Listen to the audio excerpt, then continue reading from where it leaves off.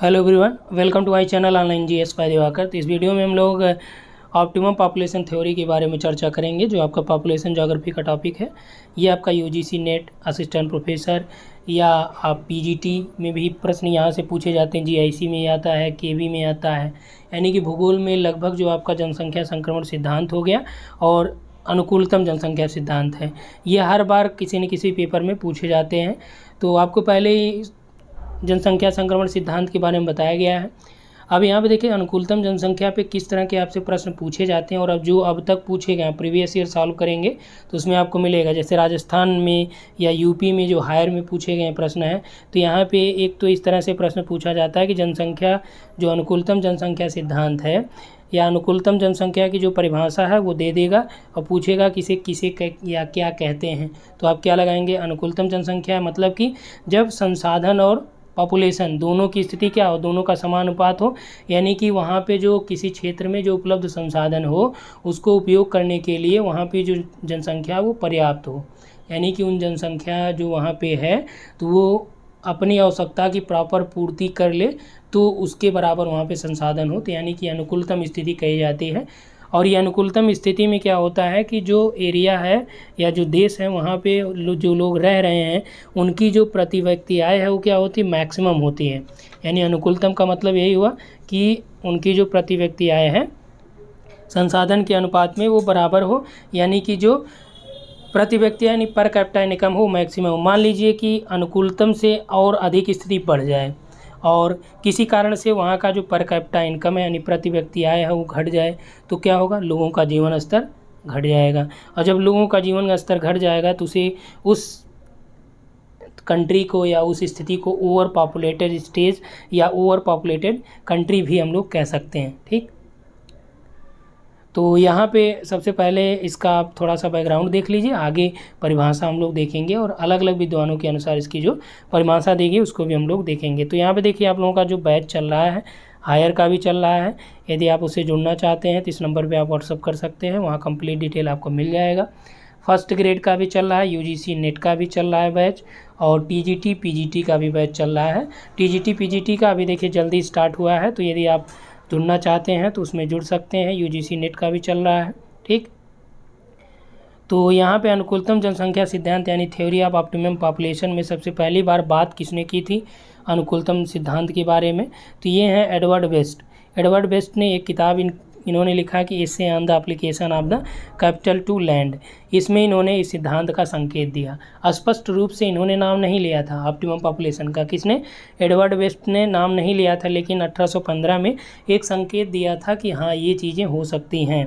ठीक, उसके बाद देखिए ये इसलिए इनका नाम दिया गया क्योंकि आपसे कई बार प्रश्न पूछे गए हैं कि निम्न में से कौन अनुकूलतम जनसंख्या सिद्धांत से संबंधित नहीं है।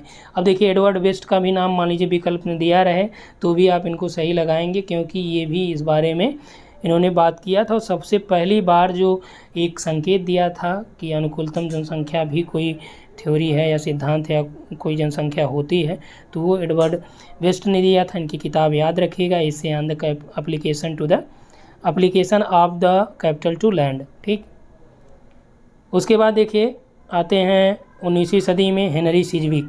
हेनरी सिजविक ने क्या किया था कि इन्होंने अनुकूलतम जनसंख्या विचार की नींव रखी थी, यानी आधारशिला इन्होंने ही रखी थी। और इनकी बुक है जिसमें प्रिंसिपल ऑफ पॉलिटिकल इकोनॉमी है। इसमें इन्होंने कहा था कि एक अनुपात में सभी साधनों को मिलाया जाए तो एक ऐसा बिंदु आता है जिस पर अधिकतम उत्पादन होता है। जैसा कि हमने शुरुआत में भी बताया कि अनुकूलतम जनसंख्या की स्थिति यदि मान लीजिए कोई देश उस स्थिति में पहुंच गया है, इसका मतलब ये होता है कि वहाँ के लोगों का जो प्रति व्यक्ति आय हो मैक्सिमम हो। तो यही यहाँ पे ये कह रहा है कौन? हेनरी सिजविक महोदय ये बोल रहे हैं कि, और ये कहाँ से बोल रहे हैं? इनकी एक किताब है प्रिंसिपल ऑफ पॉलिटिकल इकोनॉमी। ठीक, इसमें इन्होंने कहा कि एक अनुपात में जो साधन हैं यानी जो रिसोर्सेज हैं यदि उसको मिलाया जाए तो एक स्थिति ऐसी आती है कि जिस पर उस रिसोर्सेज का जो प्रोडक्शन होता है वो मैक्सिमम होता है। तो जो प्रोडक्शन मैक्सिमम होगा वही क्या होगी? वही स्थिति होगी अनुकूलतम की। हालांकि इन्होंने अनुकूलतम शब्द का प्रयोग नहीं किया था, लेकिन इस सिद्धांत के बारे में इन्होंने ये बात कही थी कि एक बिंदु ऐसा आएगा जिस पे उत्पादन जो है मैक्सिमम होगा। ठीक, तो याद रखिएगा अनुकूलतम जनसंख्या या अनुकूलतम शब्द का या ऑप्टिमम शब्द का यूज जो है हेनरी सिजविक ने नहीं किया था। उसके बाद आते हैं 1924 में, यानी कि 1924 में जो है बुक है वेल्थ, किसकी है? एडविन कैनन की। एडविन कैनन ने क्या किया? सर्वप्रथम इन्होंने ही अनुकूलतम जनसंख्या के लिए अनुकूलतम शब्द का उपयोग किया था, ठीक। और इन्होंने इस सिद्धांत की वैज्ञानिक व्याख्या भी किया और वैज्ञानिक व्याख्या करते हुए सिद्धांत भी दिया, और इस सिद्धांत को व्यापक बनाने के लिए डाल्टन, सैंडर्स, रॉबिन्स की महत्वपूर्ण भूमिका रही है। तो ये भी आप याद रखिएगा, क्योंकि आप प्रीवियस ईयर उठा के देखेंगे ये वाला प्रश्न बनाया गया है। एडविन कैनन भी दिए गए हैं, डाल्टन भी हैं, सैंडर्स भी हैं, रॉबिन्सन भी हैं, और यहाँ पे विकल्प बनाए निम्न में से कौन अनुकूलतम सिद्धांत में शामिल हैं, ठीक। और विकल्प में 1 2 3 4 करके, तो आपका ये सभी जो है इसमें शामिल है, इसलिए नाम आप याद रखिएगा। और ज़्यादातर जो प्रश्न आपसे पूछे जाते हैं या तो ये कहता है कि अनुकूलतम जनसंख्या सिद्धांत किसने दिया है, तो आप क्या लगाएंगे? एडविन कैनन हो गए। और यहीं यदि मान लीजिए देता है कि अनुकूलतम शब्द किसने उपयोग किया है या फिर परिभाषा देगा, तो परिभाषा आपको आगे मिल जाएगा, ठीक। अब देखिए यहाँ पे परिभाषा भी स्पष्ट किया गया कि अनुकूलतम जनसंख्या से क्या मतलब होता है। तो अनुकूलतम जनसंख्या से तात्पर्य क्या है कि उस जनसंख्या से होता है कि जो किसी देश में एक निश्चित समय पर दिए हुए साधनों का अधिकतम उपयोग या उत्पादन के लिए आवश्यक हो। ध्यान रखिएगा इसको, और ये बहुत ही महत्वपूर्ण है। मुख्य परीक्षा में भी आप इसको लिख सकते हैं कि अनुकूलतम जनसंख्या क्या है। देखिए जीआईसी का जो आपका पेपर होता है, तो जीआईसी में भी अभी वैकेंसी आने वाली है, तो उसमें भी आपका प्री और मेंस होता है। तो वहाँ पे आप ये लिख सकते हैं कि अनुकूलतम जनसंख्या क्या है, कि वह जनसंख्या या उस जनसंख्या से तात्पर्य होता है अनुकूलतम जनसंख्या का कि जो किसी देश में एक निश्चित समय पर, ठीक, यानी कि जो टाइम है वो क्या है? स्टेबल है। निश्चित समय पर दिए हुए साधनों यानी जो रिसोर्सेज वहाँ पे हैं, उन रिसोर्सेज का अधिकतम उपयोग और उत्पादन के लिए जो पॉपुलेशन आवश्यक है, जो जनसंख्या आवश्यक है, उसे क्या बोला गया? अनुकूलतम जनसंख्या बोला गया। यहाँ पे देखिए जब देश की जनसंख्या का आकार अनुकूल रहता है यानी आदर्श स्थिति में रहता है, तो प्रति व्यक्ति आय क्या होती है? मैक्सिमम होती है। ये देखिए आपका कथन और कारक में ये प्रश्न आपसे बना सकता है। और आगे आपको जो प्रश्न कराए जाएंगे तो उसमें अलग अलग लेवल के प्रश्न बनाए जाएंगे, ठीक। तो कथन कारक वाला भी उसमें प्रश्न रहेगा। जैसे इसमें कथन बना सकता है कि जब देश की जनसंख्या आदर्श स्थिति या जब किसी देश की जनसंख्या अनुकूलतम स्थिति में होती है, तो कथन 1 दे दिया, कथन 2 दिया कि प्रति व्यक्ति आय अधिकतम होती है, उस देश की प्रति व्यक्ति आय अधिकतम होती है। तो दोनों कथन यहाँ पे आपके सही हो जाएंगे, ठीक। चलिए यहाँ पे देखिए कि एक सूत्र दिया है डाल्टन महोदय ने, उसके बाद हम लोग परिभाषा देख लेते हैं फिर से। डाल्टन महोदय ने किसके लिए सूत्र दिया? अनुकूलतम जनसंख्या के लिए दिया है, ठीक। और डाल्टन जो है ये सूत्र देते हैं कि m = a-o/o। इसका मतलब ये हुआ, m यहाँ पे क्या है? समायोजन अभाव की मात्रा है, और एज क्या प्रदर्शित कर रहा है? जो वास्तविक जनसंख्या है, और वो क्या है? ये अनुकूलतम यानी ऑप्टिमम पॉपुलेशन है। तो यानी इन्होंने ये कहा कि मान लीजिए जो समायोजन है, जब उसकी जानकारी हमको लेनी है, उसके अभाव की मात्रा दिखानी है, तो जो वहाँ पे वास्तविक पॉपुलेशन है यानी जो एक्चुअल पॉपुलेशन है, उसमें से यदि अनुकूलतम जनसंख्या यानी जो ऑप्टिमम पॉपुलेशन है उसको घटा दिया जाए और पुनः ऑप्टिमम पॉपुलेशन से भाग दे दिया जाए, तो हमें समायोजन अभाव की मात्रा यानी जो लोग वहाँ पे रह रहे हैं कौन समायोजन के अभाव में है, इसकी स्थिति का जानकारी हमको डाल्टन के सूत्र से लग जाएगा। ये देखिए आपका पूछा गया प्रश्न है कि डायरेक्ट यही फार्मूला दिया, पूछा है कि यह किसने दिया है या यह किस सिद्धांत से संबंधित है, ठीक। क्लियर हुआ यहाँ तक? आगे देखिए इसमें इसी सिद्धांत में यहाँ पे दिया गया है और ये भी आपसे प्रश्न पूछा गया है। आप प्रीवियस ईयर उठा के देखेंगे तो ये प्रश्न आया है, यदि m का मान यानी डाल्टन ने जो मान दिया है, यदि m का मान धनात्मक हो तो इसका मतलब ये है कि वहाँ पे पॉपुलेशन अधिक यानी जनाधिक्य है। यदि m का मान ऋणात्मक है तो यानी कि वहाँ पे लोगों की कमी यानी जनाभाव है। यदि m का मान शून्य आता है यानी m का मान यदि 0 आ जाए तो स्थिति क्या है? आदर्श स्थिति, यानी कि वहाँ पे जनसंख्या और संसाधन है उनकी स्थिति आदर्श है यानी वो बराबर है, संतुलन अवस्था में है, ठीक। तो इसको आप याद रखिएगा इस सिद्धांत के साथ यानी सूत्र के साथ, इसको निश्चित तौर पे याद रखिएगा क्योंकि ये आपसे प्रश्न पूछा गया है कि यदि m का मान, देखिए ऐसे ही देगा कि यदि m का मान 0 है तो जनसंख्या की स्थिति क्या होगी, तो आप क्या बताएंगे? अनुकूलतम स्थिति होगी, ठीक। चलिए आगे हम लोग देखते हैं। नेक्स्ट यहाँ पे परिभाषा देख लेते हैं अलग अलग। तो परिभाषा में सबसे पहले डाल्टन की देख लीजिए। इन्होंने क्या कहा कि अनुकूलतम जनसंख्या जो प्रति व्यक्ति आय अधिकतम प्रदान करती है। रॉबिन्स ने कहा कि अनुकूलतम जनसंख्या वह है जिसमें अधिकतम उत्पादन संभव हो। रॉबिन्सन मैक्सिमम प्रोडक्टिविटी की बात करते हैं। Dalton maximum per capita income की बात करते हैं। सैंडर्स की बात कर लें कि इन्होंने कहा कि अनुकूलतम जनसंख्या वह है जो अधिकतम कल्याण उत्पन्न करे। ठीक, सैंडर्स ने क्या बोला कि मैक्सिमम जो लोगों का कल्याण करे या मैक्सिमम जो आर्थिक कल्याण करे वही आपका अनुकूलतम जनसंख्या है। ठीक, एडविन कैनन की भी बात देख लीजिए। इन्होंने क्या बोला अनुकूलतम जनसंख्या के बारे में। इन्होंने कहा कि किसी दिए हुए समय पर, एक दिए हुए समय यानी कि निश्चित समय पर किसी देश का उत्पादन अधिकतम बिंदु पर हो तो वहां तक पहुंचने के लिए जनसंख्या और प्राकृतिक संसाधनों का पूर्ण समन्वय हो जाता है, और इस समय श्रम की जो मात्रा है वो ऐसी होती है कि उसमें कमी और वृद्धि दोनों ही उत्पत्ति में यानी जो उत्पादन है उसमें कमी ला देती है। यानी कि अनुकूलतम स्थिति ऐसी होती है यदि उसमें और बढ़ाया जाए या उसमें और कमी की जाए तो कमी ही आती है। ठीक, जैसा कि आपको बताया गया शुरुआत में कि मान लीजिए किसी देश की जनसंख्या की अनुकूलतम स्थिति है और उसमें यदि पर कैपिटा इनकम में कमी हो जाए तो लोगों के जीवन स्तर में कमी हो जाती है, और उस समय की स्थिति में जो पॉपुलेशन होती है उसे ओवर पॉपुलेटेड स्टेट या ओवर पॉपुलेटेड कंट्री भी कहा जाता है। ठीक, और इसी में आता है लॉ ऑफ ह्रासमान प्रतिफल का नियम है, लॉ ऑफ डिमाइनिशिंग रिटर्न का है। ठीक, यानी ह्रासमान प्रतिफल का नियम इसी में लागू होता है।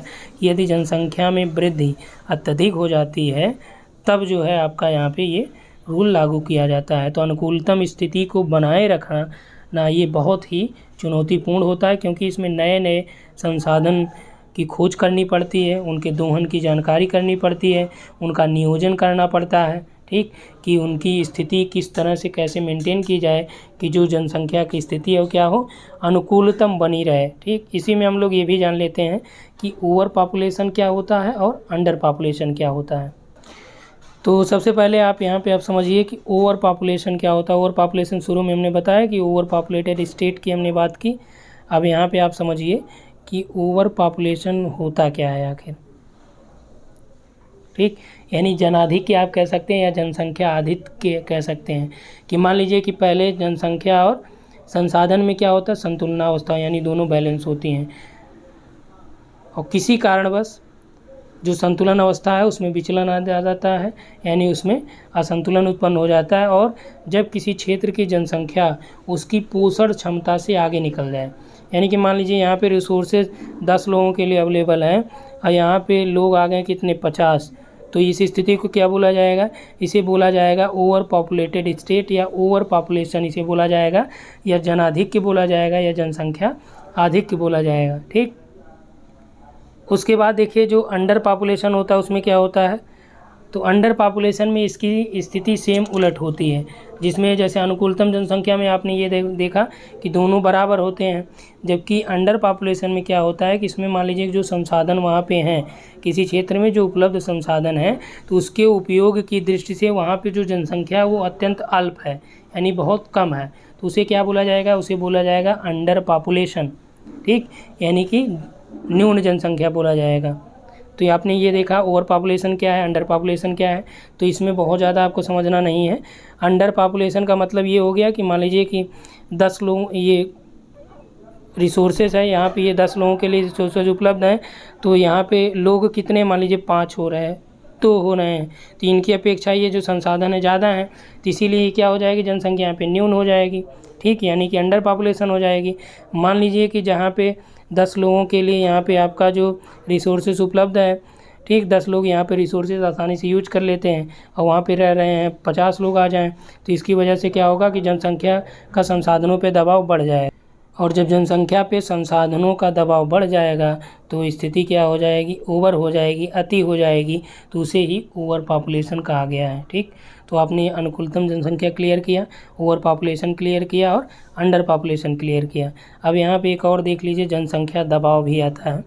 ठीक, तो जनसंख्या दबाव और ओवर पॉपुलेशन अंडर पॉपुलेशन ये अलग अलग चीज़ें हैं। ठीक। जनसंख्या दबाव का मतलब ये कि जनसंख्या और संसाधन में जो संतुलन की स्थिति पहले पाई जाती है, किसमें, अनुकूलतम जनसंख्या में। और ओवर में क्या हो जाता है, जनसंख्या ज़्यादा है संसाधन कम है। अंडर में क्या है, संसाधन ज़्यादा है और जनसंख्या कम होती है। ठीक। तो जनसंख्या दबाव के बारे में ट्यूबर महोदय ने एक कॉन्सेप्ट दिया था या एक परिभाषा दी थी।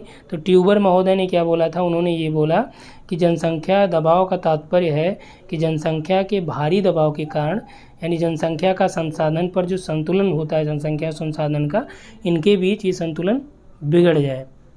ठीक।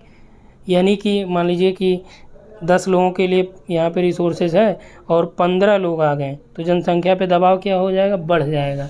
हालांकि स्थिति ये ओवर पॉपुलेशन की होगी, लेकिन ये उतनी ओवर नहीं होगी। मान लीजिए 10 की जगह 50 आ जाए, तब ओवर पॉपुलेशन आप कह सकते हैं।